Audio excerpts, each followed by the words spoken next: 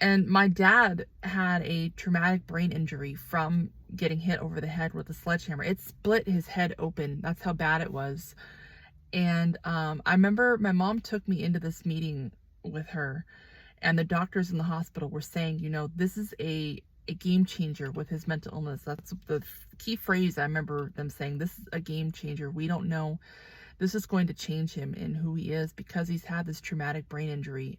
So when he finally recovered and he got out of the hospital, we still had to live separate from him. But after a while, he started coming over to the neighbors and watching TV with us at night. I remember, like, he just seemed so different. And my mom explained that's because he is different. He had a traumatic brain injury. It's really changed kind of the way his brain functions. And I remember he was so much calmer and so much more gentle. And it was like I actually enjoyed being with him, and I wasn't as afraid of him anymore.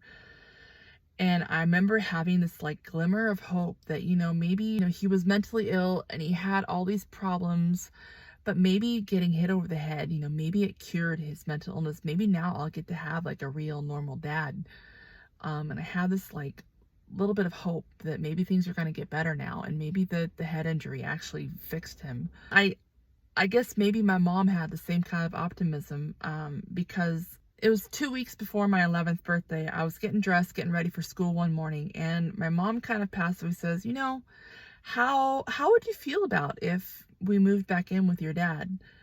At that time, it was almost Thanksgiving, and we were going to go out of town to go visit my mom's relatives in another state. And she told me that when we got back from Thanksgiving, she was going to have a meeting with the social workers with CPS to see if it was okay for us to move back in with my dad in the house. Right when she suggested that we were going to move back in with him, I had been so optimistic about maybe he's getting better, but right when she said that, it just like, I was just floored. And I was like, I had this rush of memories of every terrible thing that had happened while I lived with him. And I just thought, oh God, this past year has been so peaceful, and I finally don't have to be afraid of being hit or raped or held hostage or beat or drowned. All these horrible things that happened on a daily basis with him, I haven't had to worry about this last year. And now you're suggesting I'm having to go back to that. No way. I do not want that whatsoever. I never want to go back to that life.